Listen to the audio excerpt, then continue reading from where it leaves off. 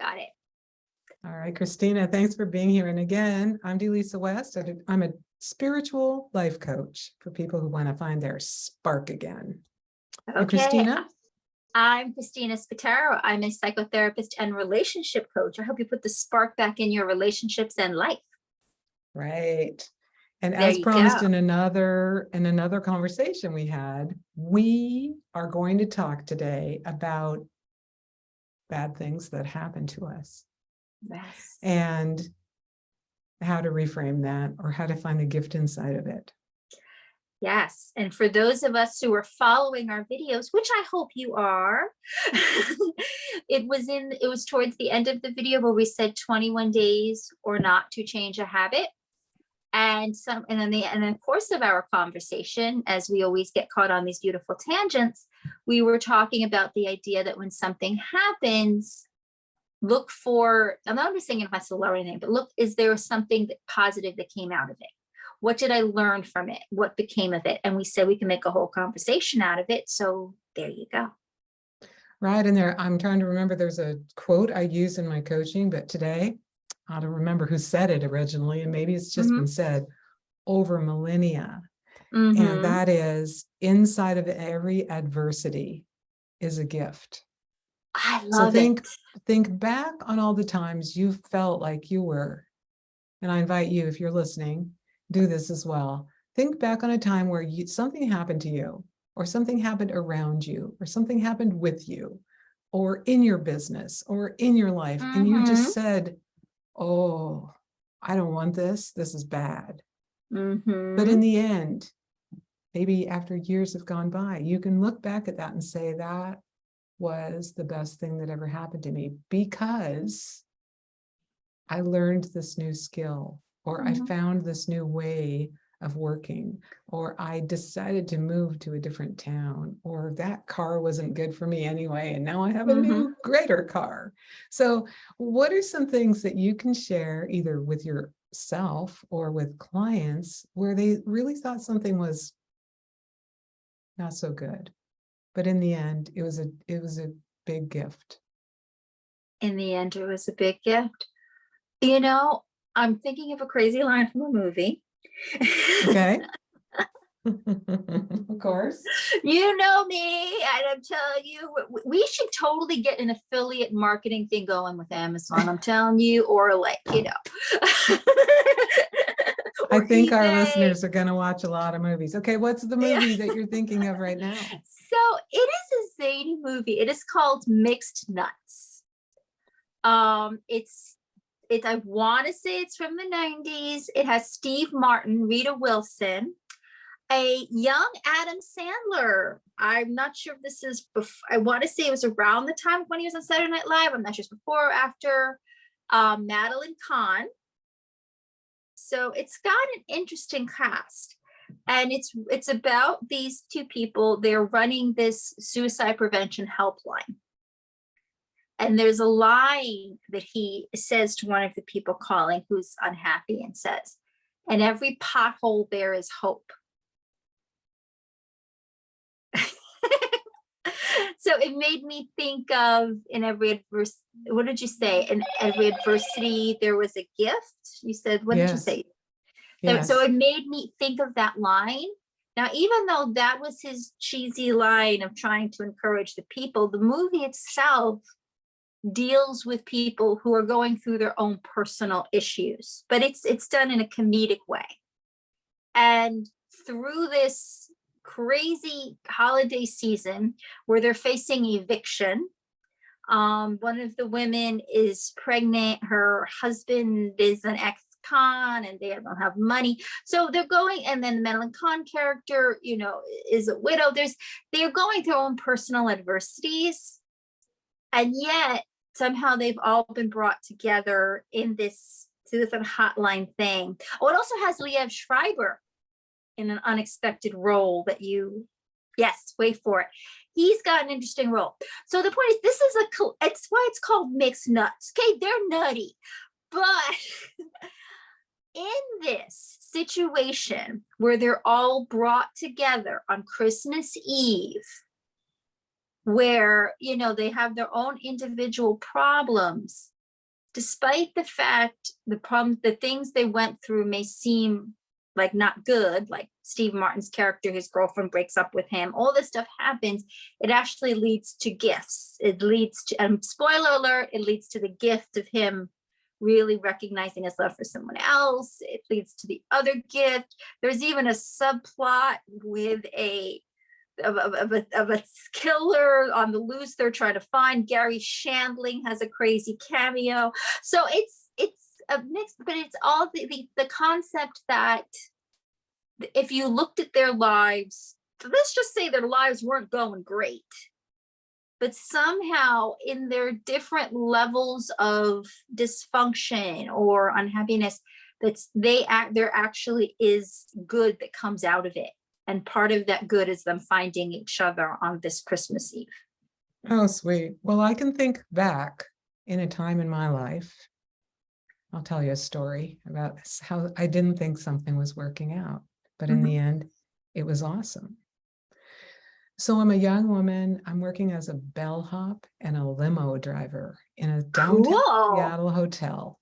And this hotel was about to be completely closed for a big renovation project. So one of the guys had worked there for, I don't know, 20 years. And he's like, you're going to stay till the very end, right? We're going to close down this grand hotel and it'll be so much fun. I said, no, I'm out of here. I'm going to go work on boats. And in the past few summers, I had worked on charter boats in Westport where we took people out salmon fishing for fun. And I said, I'm not going to work on a charter boat. I'm going to work on a real fishing boat, the kind that catches the food that we eat. And in this town, there were several different kinds of boats like that. They're the kind that drug nets, the kind that put down pots, the kind that had long lines, crab fishing boats, all different kinds of boats. So I bought my parents' used car and put all my stuff in it and drove to the ocean from Seattle and stayed in a cabin for free for a couple months. And every day I would go down to the docks and I would go up and down the docks looking for work. And I also talked to my friends who had charter boats. They were getting their boats ready to go. And one day a friend said, I have a guy I can introduce you. I bet you could work on his boat. He fishes for blackcod. So we had breakfast at the local fisherman's cafe. And over breakfast, my friend introduces me, says she used to work on charter boats and blah, blah, blah. And he says, I don't hire girls. I was like, in my mind, I was outraged because, of course. What do you mean you don't? Then he says, well, we don't have a head, which if you don't know boats, that means a bathroom. So when you have to poo, you just pull your pants down and go over the rail into the ocean. And I'm like, okay, I don't really want to do that with a bunch of guys on a boat. So thankfully, I didn't get that job. Later on, I'm going up down the docks, I'm talking to my friends, and one of my charter boat friends says, well, hey, I'm a plumber during the week. And then I come down on the weekends to run my boat. Why don't you run my boat during the week? And then you can have weekends off. And I said, okay, I'll do that. So what I got, there were 325 boats in the harbor that were fishing that way for charter fishing. There were 3 women skippers. I was one of the 3. And I had the brand new boat. It was a brand new boat, 50-foot boat, twin engines, only 30 hours on the engines. It was amazing. It was like the best, newest, coolest boat. And so later on that summer, I see the guy that did not hire me. He pulls into the fuel dock and I'm at the fuel dock. We're both getting fuel. He's got this beautiful double-ender wooden boat and his boat's lower than mine. So I wave. He looks up, kind of shocked, waves. It was a beautiful moment, but that wasn't the best part of the story. The best part of the story is later that summer, his boat sunk and everyone on it had to jump overboard with their life jackets on and get plucked out of the water by the Coast Guard. Wow.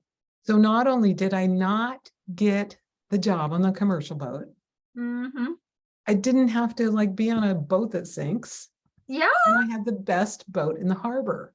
Exactly. So the universe had something so much better for me than what I thought was going to happen. And through all my fits and starts and not getting this job, not getting that job, I got a great job. That is fantastic. I love that story. Mhm. I love that story. And it does exemplify the idea that, we're like, sometimes we are so focused. Okay, this has to happen. If this doesn't happen, this is like the end of the world as I know it. And I struggle with a lot of clients like that who are very much in a mindset like if that relationship didn't work out or that job didn't work out, they're thinking, okay, this is the end. And, and honestly, some of them have actually had, suicidal thoughts because of it. And I'm like, okay, hold the phone. Let's look at this. Of the realm of choices and possibilities, this is not the only one. This is not the only thing.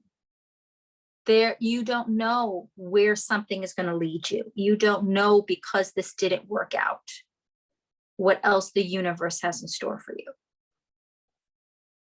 Look at you. You would have been in the water having to be fished out by the Coast Guard, but instead you wound up on an amazing boat. Right. Yeah. And the guys on the boats that didn't have radar would follow me in at the end of the day on a foggy day. They're like, hey, can I follow you in? I'm thinking, okay, but like, I'm like a brand new baby skipper. You want to follow me in? I have radar. You don't. Let's go. Yeah.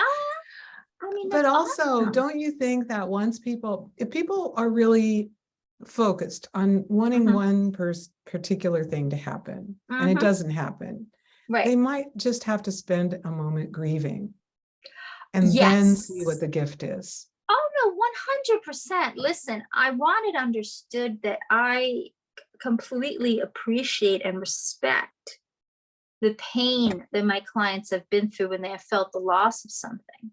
And I am not there to minimize that by any stretch of the imagination. My goal is to help them see that that their life is not over because of this. That in the vastness of the universe and in the vastness of our lives, there's so many things that we are going through, that we are meant to go through or maybe meant to experience. And not all of them are going to be great. Some of them might be horrible and suck big time. But it's part of our evolution of our spirit.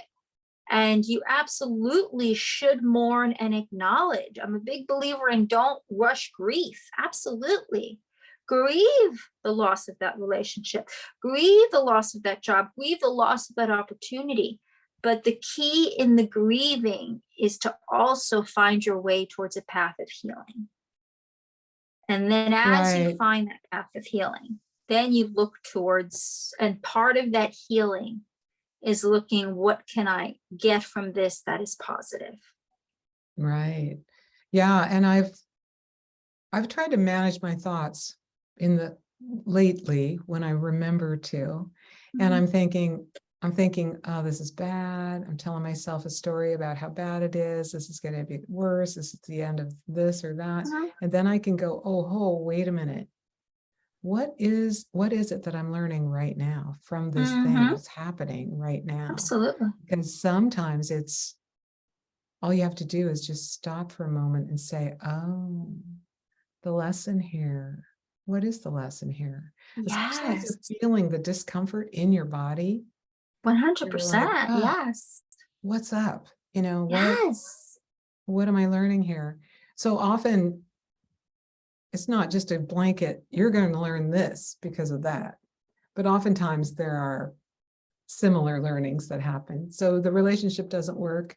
You find out about boundaries, perhaps. Yes, 100%.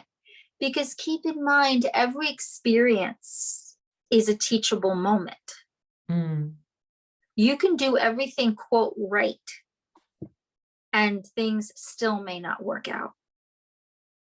And the difference between someone who is living their life and existing in their life is how open are you to embracing what life is bringing. And I am not, look, I've had my own tragedies and my own pain. And yes, I wouldn't want to relive that.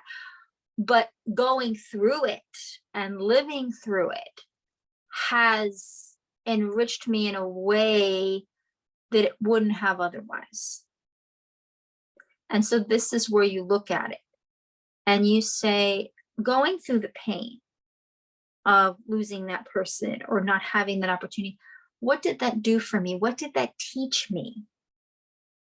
You know, did I grow as a person because of it? Did I have more empathy for someone else now going through something because of it? Right. So oftentimes when someone loses a love relationship, they do get the gift of more self-awareness and maybe more personal boundaries, or maybe the gift is just they got to really love deeply and now that time is over. Yeah, I mean, look, there's that, and who was the poet? Was it Emily Dickinson? Who was the thing? It's better to have loved and lost than not to have loved at all. Like, I know that's a famous quote, and I am blanking on where it's from. I love that quote.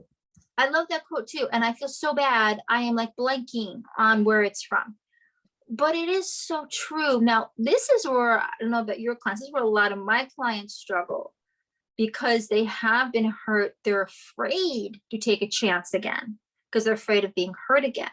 And it's really the opposite lesson, that just because you went through that pain, I can't promise you you'll never be hurt again, but to also focus on what did you get that could have been positive. Now, granted, there are some relationships where it didn't seem to be anything positive. But like you said, maybe you learned about boundaries. Maybe you learned how deeply you could love. Because sometimes we don't realize how deeply we love until we are deeply in love with someone. And, you know, the movies sometimes set us up because we fall so deeply in love, and the movies tell us, well, if you fall deeply in love, you tell each other you love each other and you live happily ever after. Sometimes you don't live happily ever after, but it doesn't diminish the beauty of the depth of the love. I used to have a joke that I said to people, and then they lived happily ever after, just like real life. Most people would go, oh, ha, ha, ha, because that, yeah, even couples that are together for 50, 60 years, it's not happily ever after. It's a relationship they chose to stay in and work on. Yes. Oh my gosh, because I also do relationship counseling with couples as well. So for people that are staying together, doesn't mean you're happy 24/7. This person will do things that will annoy you, and you will do things that will annoy them, and you're going to have conflicts and you're going to have issues. But it's sort of like, what are you choosing to do with that? I used the example with a client doing another movie, Apollo 13. And, you know, in that movie, because you hadn't seen it, it's like, so there were these astronauts, they're supposed to go to the moon, whatever, they have a technical problem, and it's where the famous line comes from, Houston, we have a problem. They had a big problem. So I forget the exact technical malfunction, but it kind of translated to, they couldn't stay, I guess, in the main source area because it doesn't think, they had to go into the mini area, but that area wouldn't have oxygen. So they had to get back home and they needed oxygen. But the two things they would need to connect were not made to connect. They were different shaped. I want to say one was sort of roundish, one was squarish. So they had to connect these two things to be able to be in this smaller, and if I'm misremembering it, please forgive me. They had to reconnect these two pieces to be able to go into the smaller part of the shuttle to be able to get back home. They had to jettison what wasn't working. So the idea was they had to figure out how these two pieces fit. And they had to find a way to make it fit because there wasn't an option to not. So a lot of times, you know, yes, divorce should be an option if two people are toxic to each other. 100%. If this is a toxic relationship and you're actually more harmful to each other than together, yeah, you should really do that.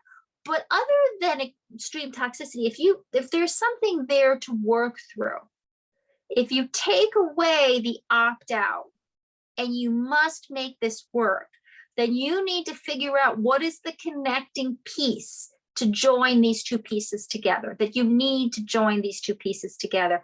And in the movie, based on a true story, NASA literally had the lives of 3 people up in a little shuttle, and the guy brought these pieces. Okay, this is what it looks like. What can we fasten? And they actually fastened something that joined these 2 very different pieces together. And so they got their oxygen and they got home. So the question becomes, if you're struggling in your relationship and you want to make it work, you're not using the opt-out button. What do you have to join together to make your very 2 different personalities work? Brilliant. Yeah, thank you. And what do you tell someone who's lost a job? So like if somebody's Where's lost, the gift in that? where's the gift in that? Well, you look at the job, right? Because a lot of people, and again, I am totally aware of financial realities, okay? You know, I'm a working girl like the rest of you. I am completely understanding of fear of not having income, losing 100%. But at the same time, sometimes when you lose that job, maybe, because a lot of times, especially if something is secure, we're afraid to change. And I have a lot of clients who are miserable at their jobs, 100% miserable, but they're afraid to change. So sometimes if the universe really wants you someplace different, they shove you. And now you've got to look at, okay, I lost this job. And again, I am not to mention people who have financial obligations and families and are like, oh my God, what do I have to do? When you take the deep breath and you are allowed to mourn the loss of that job, the loss of that income, what opportunities is the universe leading you to that maybe you wouldn't have taken if not for that job? Right. Or maybe you wouldn't have even seen it. You wouldn't have even seen it because you wouldn't have been looking. Yeah. You wouldn't have been looking because you had a job, you were secure, so you weren't looking. Pardon me. But because you now are looking, now you're looking at that want ad. Now you're looking at that thing online. Now you're talking to your cousin Henry, who maybe you hadn't talked to. Maybe you're rekindling a relationship that you'd let go because, you know, cousin Henry, I need a job or whatever. So something in your search for the job or the search for this new job. So both in the losing of something and in the searching for something new, there could be gifts embedded in there that you're yet to realize. Right. Right. And I think a lot of people, well, just like me, looking for a job on a real fishing boat and getting a job on a charter fishing boat. Maybe what you're looking for is not the best thing for you. Exactly. And the universe is gonna, our higher self is gonna guide us to our right work, our right livelihood. Yes. Yeah. Because our higher self knows where we're supposed to be. When we actually get out of our own way, we're incredibly aligned. Yeah. Yeah. And so it's beautiful. About regaining alignment. Yeah. Yeah. Well, that could be a topic for another thing, of how to get in alignment with your higher self. Oh, I like the forces that make the universe work. Where's my note? Oh, I had a tiny, I don't know where it is now. I have a tiny little note somewhere with, is this it? Yeah. The 6 mental faculties: imagination, will, intuition, reason, perception, and memory. And those are ways that our mind can connect us to our higher self. Oh, I love that. I got that from Bob Proctor, rest in peace. But yes, we can use more than we know. We can get more than we know. Yes. Even in adversity, there's some sort of gift for us if we look for it. And I was just asking myself this the other day. I found a new friend, but she's probably not my new friend. She doesn't know it yet. She's a very exuberant and very forceful kind of personality. And I find myself feeling really tired when I leave spending time with her. And I'm like, you know what? I should feel really happy and energized, not tired. And so then I thought, what is the gift in this for me? And I was like, I don't know, boundaries, maybe. Also, she's really, really, really enthusiastic and out there, and like she just says whatever she wants to. And I think, oh, maybe that's the gift for me, that sometimes I feel like I'm too much and I tone down who I am being for people. But why? She's not. She's totally not toning it down. Like maybe not to take it that far, but maybe to take it more than I have so far, because I realize that if you're just going to be unfiltered who you are, who do you know that's really living authentically like that? I mean, not many. No, I think you do need to be authentic, but I think it's also, think of it like, like if you're watching a video, right? There's the optimum volume. You don't want it too soft because then you can't hear it. Yeah. But you don't want it too loud because then you're going to bust an eardrum. So you kind of want that in between just right of, I can hear this beautiful music I'm listening to, or I can hear this incredible dialogue. It's not too loud. It's not too low. So it's about that proper modulation. Right. Right. Well, we got kind of off topic there, but what's the gift in your adversity? I guess everyone can consider that for the next little while. I think we addressed it from multiple angles, but I think that's not a bad thing because it really is about looking at it from all sides. Yeah. Yeah. Okay.